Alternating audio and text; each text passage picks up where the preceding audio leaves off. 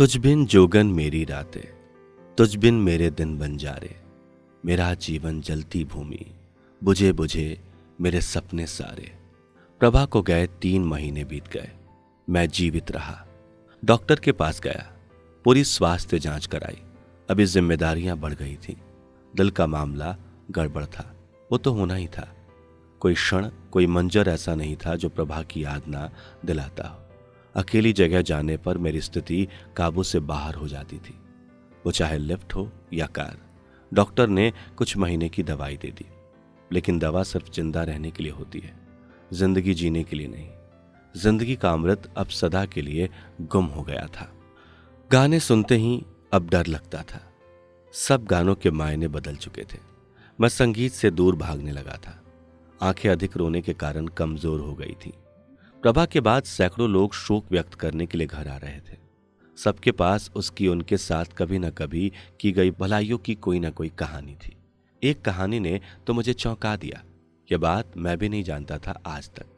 जब बड़ी बेटी नंदिनी पैदा हुई 2004 में, तब प्रभा के साथ एक अनजान महिला उसी प्रसूति कक्ष में भर्ती थी।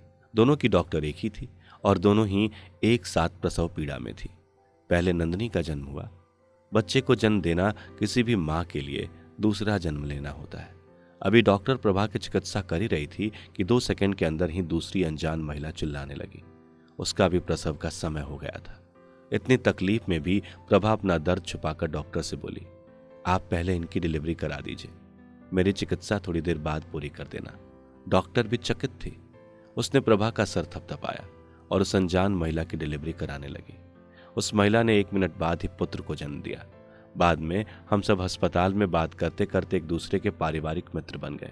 17 साल से हम मित्र थे। उस महिला के पति भी इतने सालों से मेरे अच्छे मित्र थे। पर यह बात प्रभा और अब उसके मित्र बन चुकी उस महिला के बीच ही रही। जब प्रभा के जाने के बाद उसने रोते हुए यह बात सबको बताई। मैं जानता था प्रभा ने इंसानियत का पाठ मुझसे 1000 गुना अधिक पढ़ा हुआ था। मैं जानता था मैंने क्या खो दिया है। चलती है लहरा के पवन, के सांस सभी की चलती रहे। लोगों ने त्याग दिए जीवन, के प्रीत दिलों में पलती रहे। दिल वो दिल है जो औरों को अपनी धड़कन देता है। फिर एक दिन प्रभा आई। मैं अपने घर में सोफे पर बैठा हुआ था। प्रभा को देखकर मैं चौंक गया। उसके हाथ में बड़ा सा सब्जी चलाने का चमचा था। उसने मुस्कुराकर मजाक में मुझे चमचे से डराना चाहा।